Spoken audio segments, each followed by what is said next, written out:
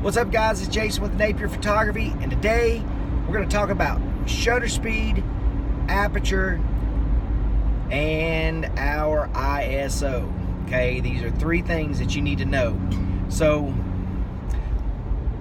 why am I talking about shutter speed, ISO, and f-stop, or otherwise known as your aperture?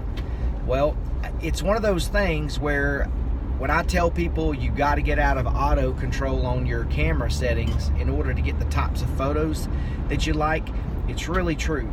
So the one thing I can tell you, the first thing that you've got to figure out is, your ISO. You want to always try to have it as low as you possibly can given the situation. So if you've got great lighting, if it's daylight outside and it's really good lighting and you're not shooting in shadow, you can usually get away with shooting at an ISO of 100. Now, some cameras like my Sony systems will let you shoot at 80 and 50 ISO, but I usually keep it at 100 on as best I can. I usually try to keep it at 100 unless I'm trying to increase my dynamic range a little bit and go a little lower. But just for basic everybody, 100 is ideal when you've got ideal lighting and things like that. Now, what ISO does, it increases your sensitivity to light. So basically your image sensor on your camera, when you up the ISO, it allows more light to be captured. Now with that, there's some drawbacks, okay? With some cameras, depending on how nice they are, when you up your ISO past a certain point, you'll notice a little more grain or noise in your pictures. So you want to try to avoid that. So it's a balancing act. So if you got great light outside and you're not shooting in shadow or under trees with shadow and splotchy light, you can usually get away with shooting at 100. Now once you get that set, you don't have to touch that unless things change, okay? The next thing that I would tell you is that I try to shoot wide open as best I can, especially with anything. If I'm not shooting groups of people, if I'm shooting 1 to 2 people, and I'll talk to you more about how you set up your photos so you don't have to worry about your aperture, your f-stop so much. So if my lens can shoot at 2.8 or 3.5, I want to be shooting at that. If I can shoot it at 1.4, then I want to shoot at that. So let me talk to you about aperture. Okay, aperture is like the pupil of your eye. Okay, obviously when it gets dark out, your pupils get really big. So when your pupils are really big, it lets in light. So I want you to think about aperture in that sense. But when a camera says that it can shoot at 2.8, it just means it opens up really large at 2.8, and that's the largest or the fastest that it can shoot. So at 2.8, it's going to be really big. Now at 1.4, it's going to be even bigger than that. So the numbers are kind of reversed, okay? So when you want to get in a lot of light, then the lower your lens can go as far as number, 2.8, 1.4, that's great. So when I say I shoot wide open, that's what I mean. So the wider open you can get, the more light that you let in. Now, let's talk about that for a second. So let's say you're shooting good daylight, you set your ISO at 100, you're great, and you're at 2.8, you're just shooting, maybe you're shooting a landscape, or maybe you're shooting just buildings and architecture and things like that, and you're at 2.8. Now we have to realize something, because you're going to look at your camera, especially after you take a photo at 2.8 and say ISO 100, and let's just say it's kind of blown out, or it's really bright and you just really, it's really blown out. That's what they call it's over. If you've got it overexposed, then it's considered blown out, and you just can't see clouds, you can't see anything. It just looks blown, really white and bright. Okay, so that's when your shutter speed comes into play. Okay, if you got great light, you're at 2.8, you're ISO 100, and your picture's blown out, you look at your exposure meter on your camera, and it's probably going to be really off to the right or left depending on how you got your your little exposure meter set up. Mine is usually to the right if it's overexposed. So if it's showing you it's overexposed, you're gonna have to up your shutter speed to balance all that stuff out. And then once you get it to where you want it, let's say you're trying to shoot just ideal exposure dead at 0, that's fine. Now, I don't pay a lot of attention to that with the Sony systems because I see the exposure setting change the way it looks, you know, in an electronic viewfinder, okay, and so in my electronic viewfinder, I can see it change in my Sony. But let's say you're shooting Nikon or Canon, you look at your exposure meter, you shoot a photo, and you're like, well, I like it, but it's not quite what I'm looking for. That's where you play around the shutter, because you've already got your aperture set, you've already got your ISO set, so then you're gonna have to bump that shutter speed to where it balances out. And let's say you want it to be a little bit bright or airy, then that's when you want it to be a little bit overexposed, you know, 1 or 2 stops, depending on what you're looking for, okay? And then if you want to underexpose, you want to go under 0, or on my camera systems, it would be to the left. So that's just a quick little thing. And then I'm going to talk to you how to make adjustments when things are kind of dark with your ISO later, with hopefully some examples of what I'm talking about. Anyway, that's it, kind of on just a quick little tutorial on aperture, your shutter speed, and your ISO. Those are 3 things, okay? It's a lot of people call it the triangle of exposure. It's, you know, it's whatever, but you know, if I can help you just a little bit with those to kind of understand what that does, then that's great. Anyway, that's it for today. Just a quick little car tutorial. Hope you guys enjoyed it. This is Jason from Napier Photography. Shoot you soon. What's up, guys? All right, so part 1 was talking about good lighting, dealing with your ISO, aperture, and your shutter speed. Now, this will be another situation. Now, if you have bad lighting, this is where you need to know how to adjust certain things, because when you make an adjustment to one thing, you have to make an adjustment to other things, okay? Usually that's how it works. You know, if you've gone as low as shutters, let's say you've got bad lighting, your ISO, you know, that's your sensitivity to light, so you want to keep that at 100 most of the time in most situations, so you don't have the grain. You want your quality, best quality photos you can get. But let's say you're starting to get darker, you know, and you've got your shutter speed down lower and lower to try to make it brighter, to get your exposure meter as close to 0 or whatever you're wanting, what looks best in your photos. Let's say you've made that adjustments, but you know, every camera and every person is different as to how you can hold your camera, because your shutter speed, you know, you can go as low as you want. However, the lower your shutter speed is, you have to deal with, you know, shake, you have to deal with movement and things like that. So, you know, most people, their shutter speed, you know, they can only go to a certain point handheld. You'll hear people, you know, handheld, I can shoot at 1/30th of a second or 1/60th of a second with no motion blur, or not motion blur, but without shaking. Because obviously you can't shoot sports at 1/60th of a second, because when everybody moves through your screen, it's going to look like the flash ran through.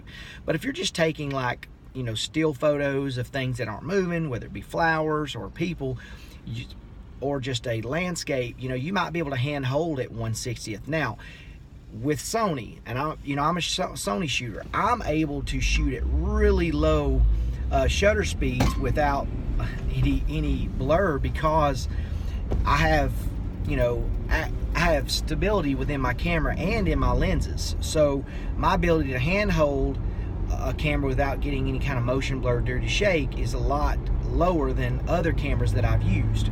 So let's say we're shooting in a lighting situation where we're trying to keep our ISO at 100. We've got our f-stop turned all the way down to 2.8, which is the biggest it'll go for that lens if it's a 2.8 lens, or the lowest setting for a I would say it's 1.4, and it's still kind of the picture's kind of dark. Now we're going to have to adjust that shutter speed.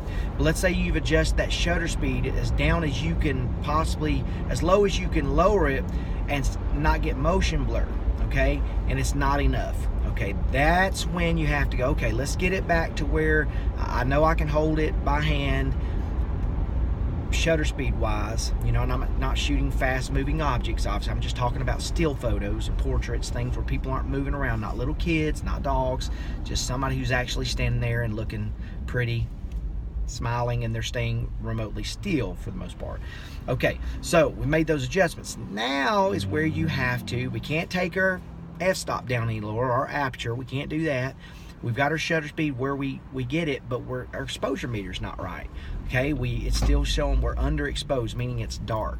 So now is when you have to bump up your ISO. So you want to get that bumped up. So when you making adjustments on a Sony camera system, mirrorless camera system, it'll show you as you move your ISO up, it'll show your exposure meter, and you can actually see it in the electronic viewfinder how that changes and get to the brightness. And the cool thing about Sony is once you get it to the lighting that you like, you can see what it's going to look like right in camera, and you just stop there, and then you can check to see what your exposure meter looks like, and then you can decide whether that's going to be enough or you need to adjust it a little bit more or lower it some. Okay, because you know, the lower that ISO is, the less grain or noise. Now, if you're not worried about noise, you're not worried about grain, you know, if you're not necessarily shooting things professionally, you just want them to look good and be, you know, somewhat sharp, so you're not dealing with all that stuff, you can take what all I've said, throw it out the window, stick it on, you know, auto ISO, and it'll do it all for you. Okay, pretty much like a cell phone does. Like a cell phone pretty much auto ISOs you, and it just adjusts as you go along.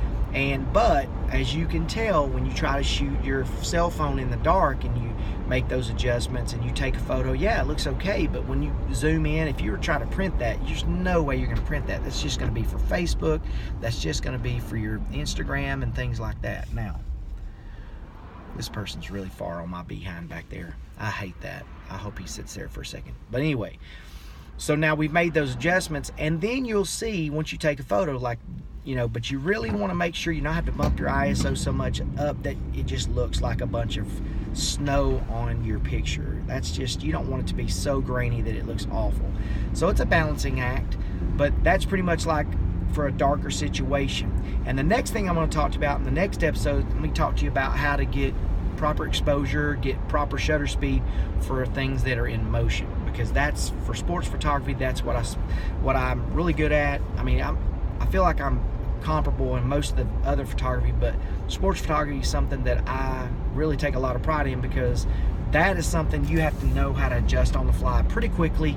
And shooting in manual and shooting sports in manual, you have to be able to learn to adjust those things, ISO, aperture, or f-stop, and your shutter speed pretty quickly, because lighting situations, especially for football and baseball games that get later in the evening, those lighting situations change. And even when clouds roll in, you've got to be able to adjust those things and notice those changes, so you look for them in your camera. You don't just snap away without realizing that things are messed up. You don't have to get into your post-processing and have to adjust all that stuff. So that's part 2. Part 3 is coming up in just a few minutes. Not just a few minutes, but whenever I do it.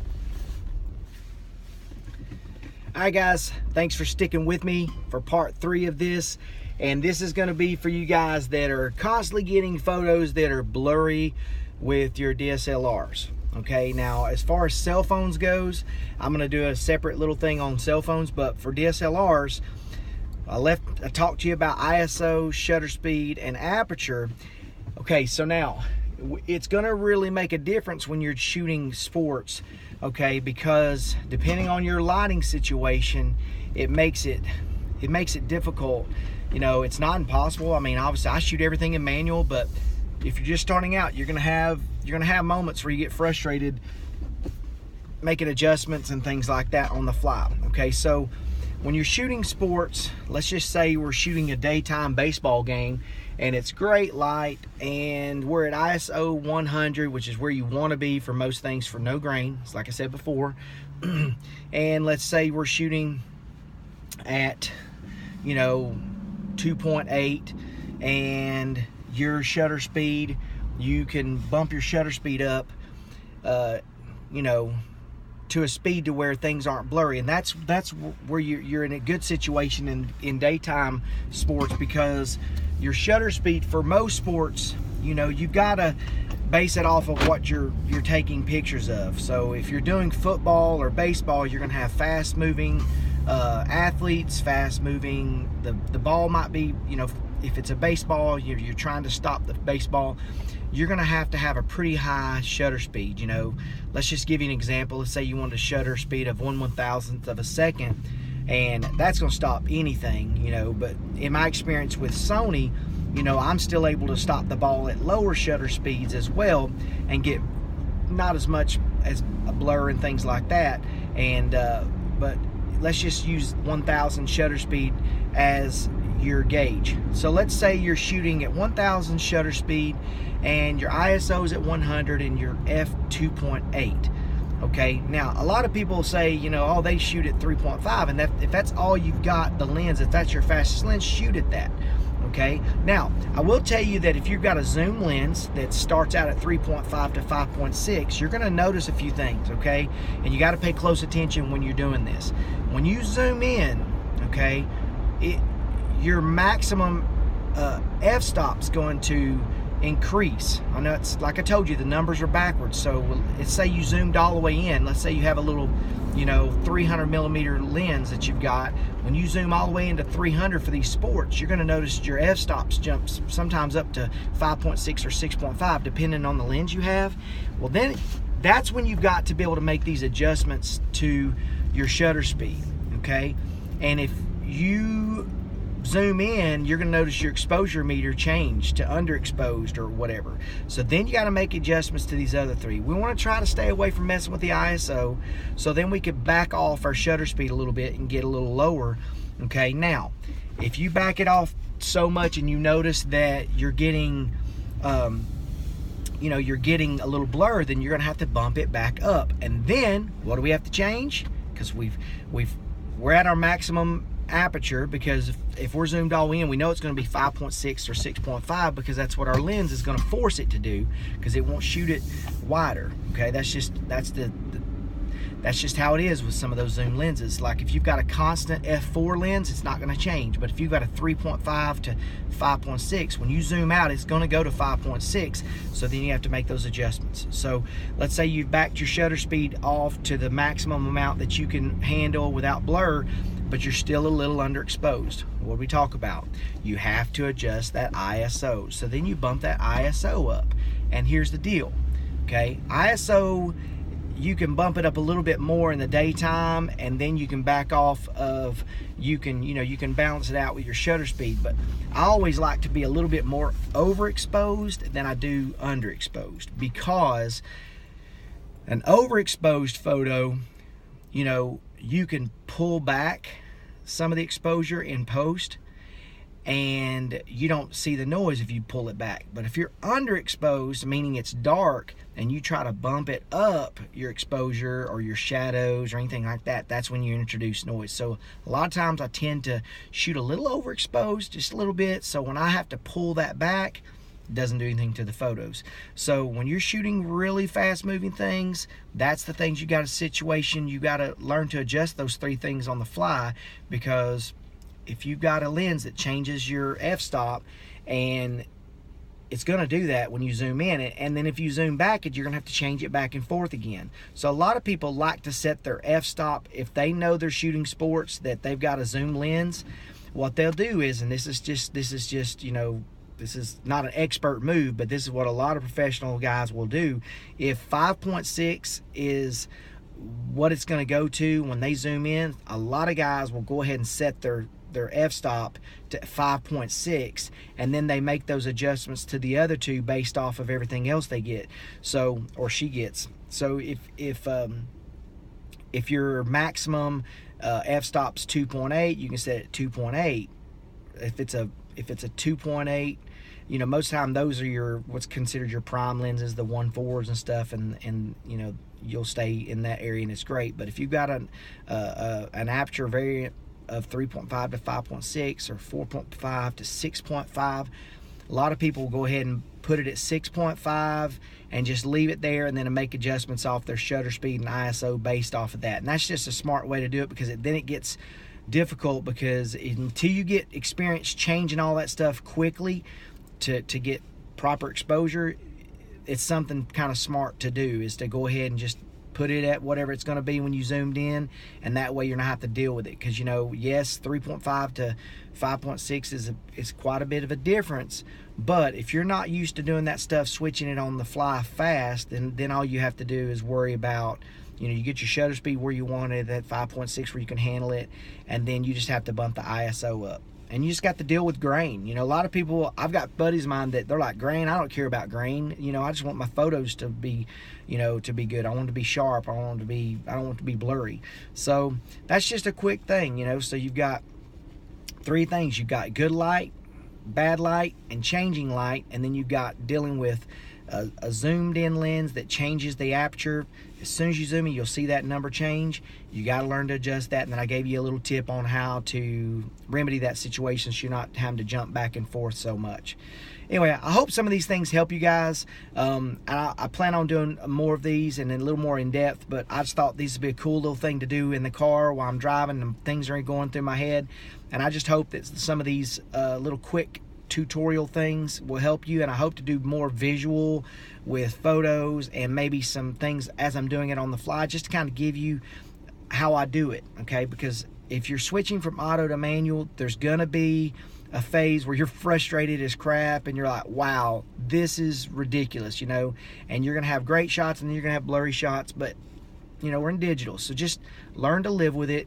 Deal with the learning curve, deal with figuring that out, and then once you've got it, you know, you don't have to worry about it anymore. It's kind of like learning to ride a bike or a skateboard. You know, it's hard at first, you fall down a lot, but then when you get it, okay? So anyway, I encourage you guys, shoot manual, learn these settings, play around with things that aren't important. Don't try to learn to shoot manual the day of your wedding, okay, that you're taking photos for somebody. Okay, just stick with auto if that's your situation, but I would not recommend shooting a wedding in auto if I didn't have to, because lighting changes in weddings, you don't want to ruin somebody's pictures. So anyway, appreciate you guys following me, appreciate you guys liking and subscribing to my videos. I hope I help you, and remember, just, you know, just keep shooting, guys. It gets better. Shooting manual, it gets better. Just learn it, okay? Anyway, that's all from Napier Photography. Shoot you soon.